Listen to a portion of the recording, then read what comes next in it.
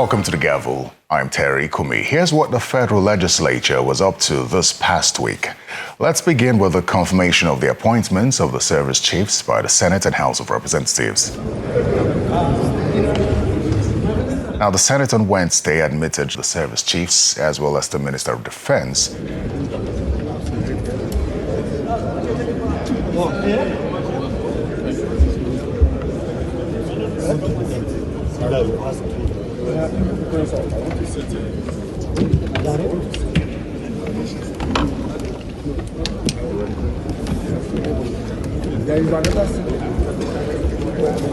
The screening process began with the Chief of Defense Staff, who was asked to take a bow and go right after his opening remarks. My experience as Chief of Army Staff was actually very challenging but rewarding. Challenging in the sense that being a service chief in Nigeria, it's something that requires courage, extreme dedication and commitment. And that means you have to submit yourself totally to not sleeping, to not having any time of yours, and doing everything under duress to make Nigeria safer. Now, what are the challenges here? We all know that the resources are not enough, the enablers are not enough. So it makes it very difficult to get everything required to prosecute the war against terrorism, banditry, and other sundry crimes in Nigeria. Well, I believe with this hallowed chamber having to support me, things can be better. And it's important for us as a country to checkmate the kind of misinformation that is out there. Because if this is not checkmated and on time, I think our challenges will be far from it over. Is it the view of the Senate that he be allowed to take a bow and watch as others speak to us? Those in support say aye. Aye. Those against say nay. The ayes have it. Next up was the Chief of Army Staff, who responded to questions about the deployment of new strategies. The Lakurawa challenge and the banditry in the Northwest. Luckily, I have been in that theater of operations to conduct assessment visits within that frame. And I'm fully aware of the Lakurawa challenge. And I assure you that with our improved training and Special Forces insertions, we are going to deal with that challenge and bring that issue to very close. Now to the distinguished senator, burden on the de-radicalization of people. Currently, we have Operation Safe Corridor operating in Gombe, whereby all the modalities have been in place to ensure effective de-radicalizations of those surrendered bandits. For the Chief of Naval Staff, Rear Admiral Idi Abbas, particular mention was made about insecurity on the nation's waterways. Leakages caused by oil theft and illegal bunkering. So we are aware of this, and like I said, most of where these illegalities are happening are hard to reach areas. And I can say those are minimal theft, but which, if accumulated, amount to a large volume. At least out at sea, we are able to block the usage of large oil tankers, which hitherto were usually anchored at high sea, and smaller vessels are used to fuel them with the stolen cargo. So we are looking at this also. The use of this same drone technology and other technologies will help us block this more. The Chief of Air Staff reiterated the critical need to deploy modern technology to advance operations.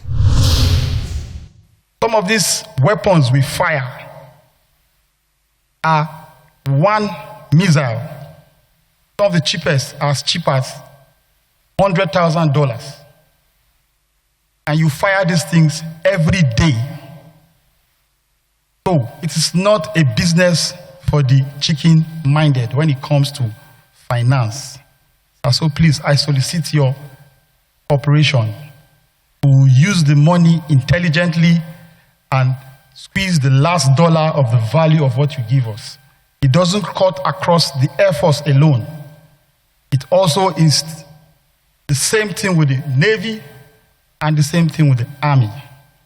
The armed forces is that part of government which you must spend money and hope not to use.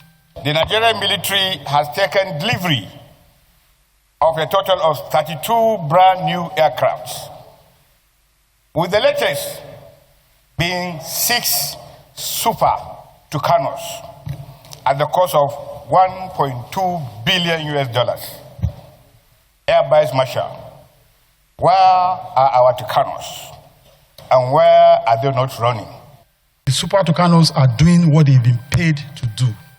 We have young men and women sacrificing their life while people are sleeping.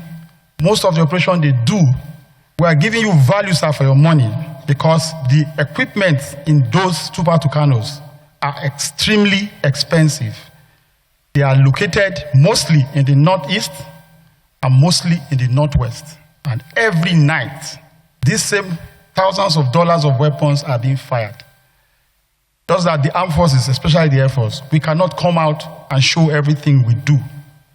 But I assure you, sir, those airplanes are flying. Now, given the sensitivity of the issues, the upper chamber then resolved to continue the questioning behind closed doors and returned with the confirmation of the service chiefs. The committee of the whole approved the nominations of Lieutenant General Olufemi Oluide as Chief of Defense Staff,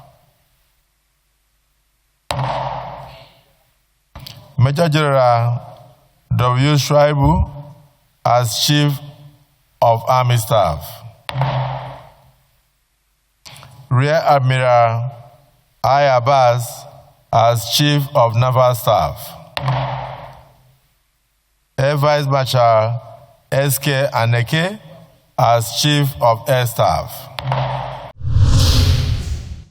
Right afterwards, the service chiefs appeared before an ad hoc committee of the House for further screening. The process was held mainly behind closed doors after the opening remarks by the service chiefs and the chairman of the committee. By the following day during plenary, all matters on the order paper were stepped down and the House expeditiously received, considered and approved the report of its ad hoc committee on the screening of the nominees for appointment as Chief of Defense Staff and Service Chiefs. The nominees showed discipline. Mr. Chairman, the nominees were visionary.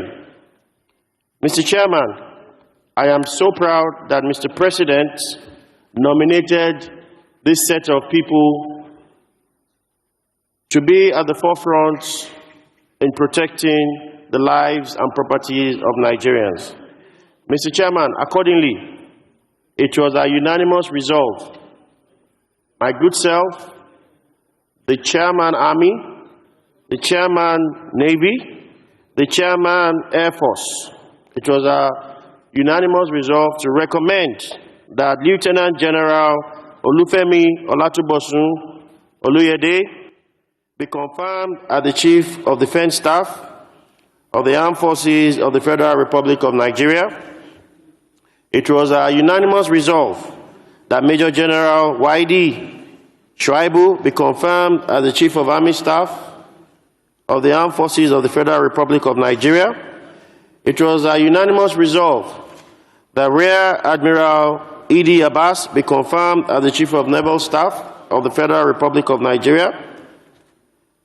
It was a unanimous resolve that Air Vice Marshal Sunday Kevin Aneke be confirmed as the Chief of Air Staff of the Armed Forces of the Federal Republic of Nigeria. It is the Chairman's report that the House and the Committee of the Whole consider the report of the ad hoc committee on the screening of the nominees for appointment as Chief of Defense Staff and Service Chiefs of the Federal Republic of Nigeria. and approve recommendations 1, 2, 3, 4 of the report. Speaking of confirmations, the Senate has confirmed Mr. Bernard Duru as a Minister of the Federal Republic of Nigeria following a brief screening session that lasted less than 30 minutes.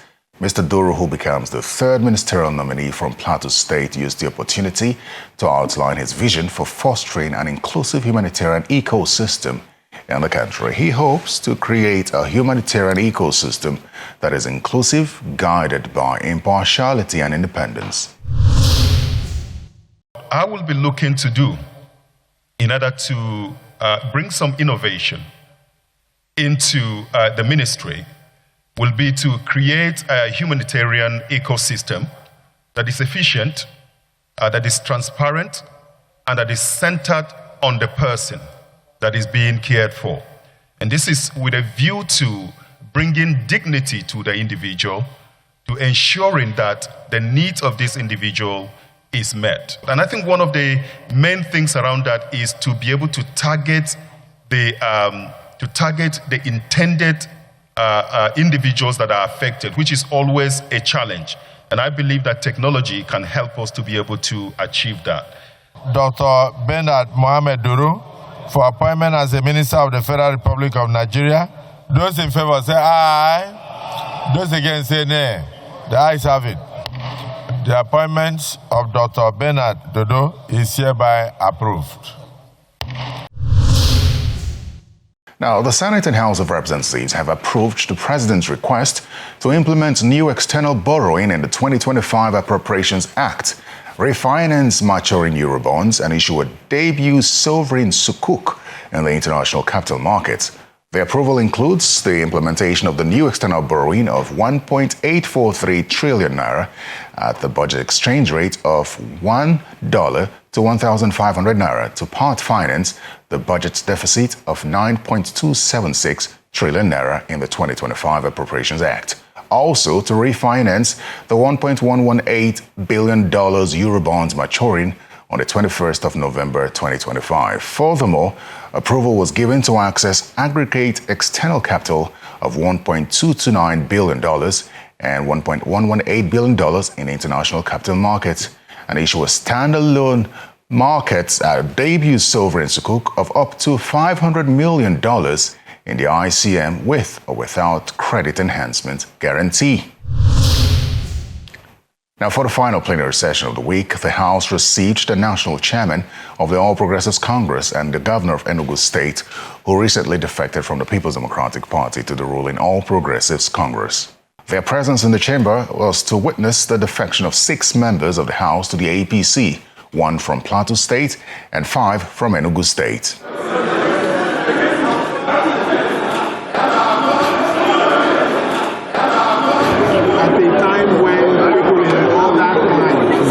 Minority leader, where is minority whip? Point of order. Meanwhile, the House has approved a motion on the urgent need to upgrade facilities of the country's first-generation universities and investigate the quality and standard of TET fund projects across the universities. Concerned that TET fund projects of poor qualities with new completed ones deteriorating faster than projects being built over 60 years ago. Cognizance of the need for the federal government to refurbish the first generation universities in Nigeria mandates the committees on university education and TET fund and other services to investigate the standard, the quality of completed and ongoing projects executed by TET fund in tertiary institutions across Nigeria to ensure value for money expended on those projects. Welcome back to the Gavel. Let's take a peek into some committee engagements this past week.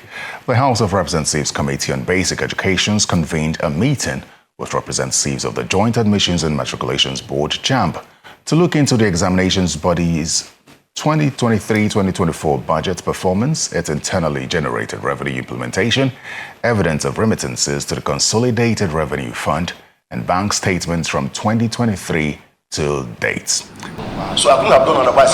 Someone, please ask this man to introduce himself. The atmosphere, however, was already tense from the beginning, as the committee revealed that the JAMB registrar had ignored 3 previous invitations and has only now sent a representative.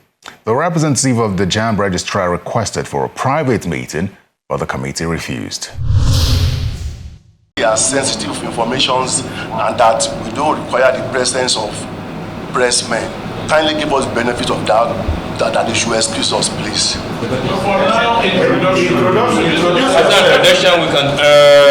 Mr. Chairman, observation. JAMB. Okay, observation. Yes. Sustain. JAMB, you don't have that right. If you have such, you just whisper to the chairman, or you whisper to the clerk to tell the chairman. You don't dictate for us when you are here. It's like you're dictating for us. The committee's refusal infuriated the JAMB team, leading to a walkout. Order for your arrest. Whatever you think you have. Even if you own this country, please. Even if you think you own this country, you'll be arrested. Know your job. Tell the sergeant that this man should be arrested.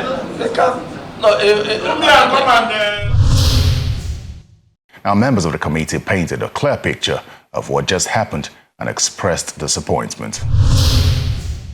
One thing the committee will not take from any agency is when the agency refuses to submit documents that were requested by this committee in line with Section 88 and 89 of the 1999 Constitution as amended. It is not the right of JAMB representative to demand that the chairman should be seen behind camera, or even any member of the basic committee to be seen behind camera. Hence, we opted that whatever we are to discuss, we should discuss it openly for the Nigerian public.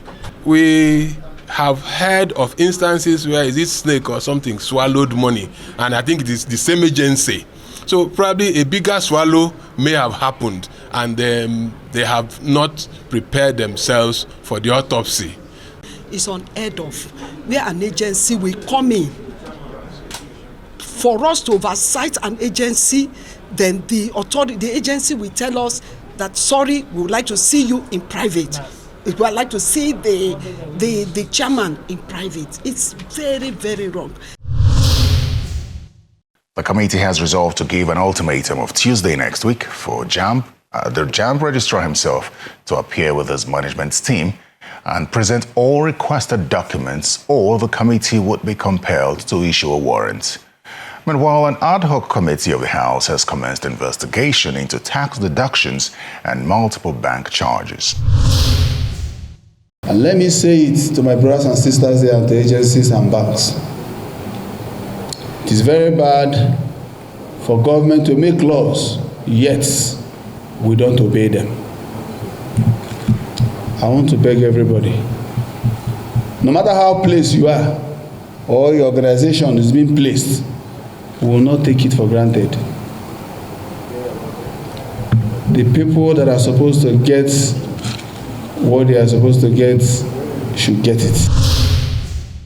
Now, this week on Constituency Focus, we'll speak with Representative Adebayo Balogun, who represents Ibeju-Lekki Federal Constituency of Lagos State in the House of Representatives.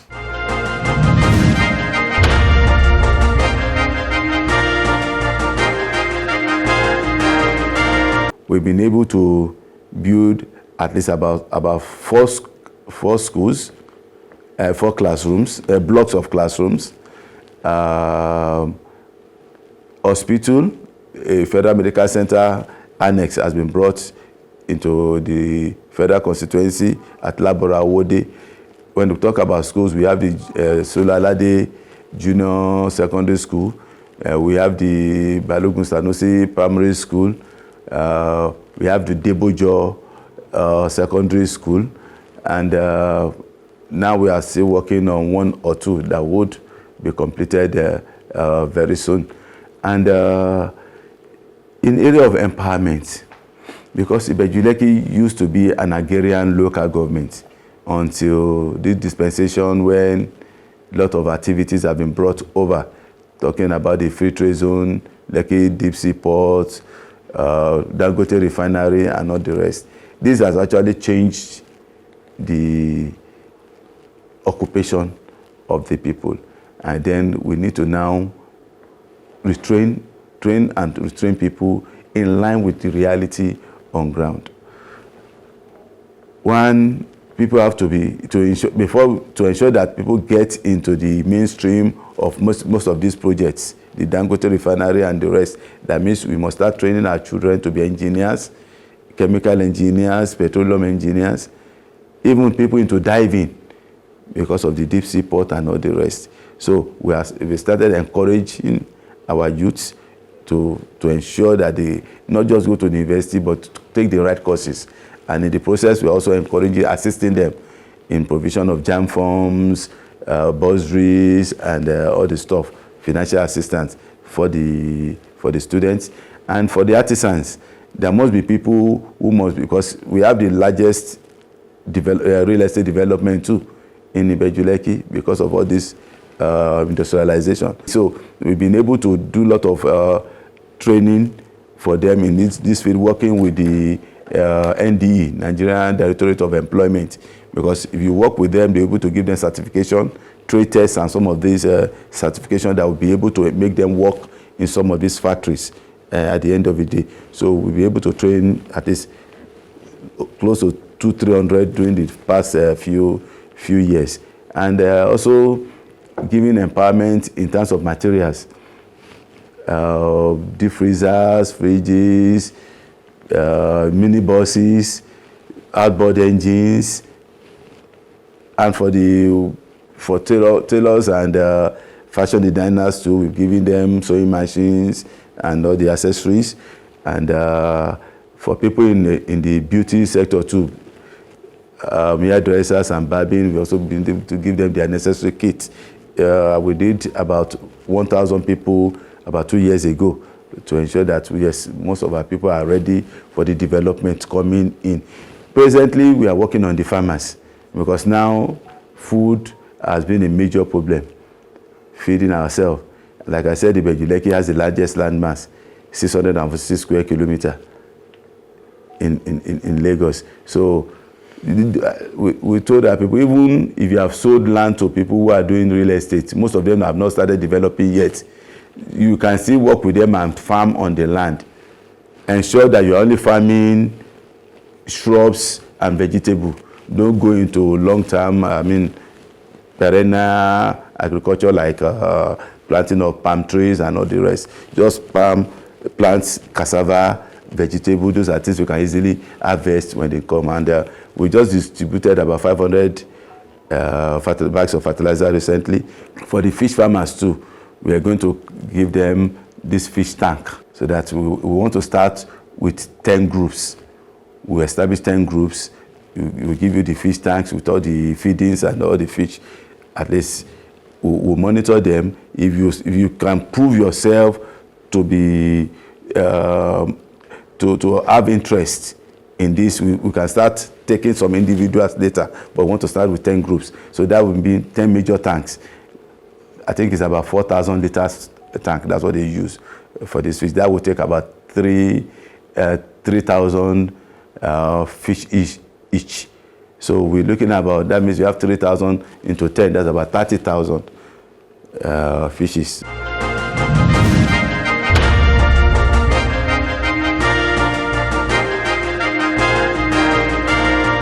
Well, that's all the time we have on the Gavel. Thanks for your time. Send feedback to the Gavel at channelstv.com. I'm Terry Kumi. Goodbye.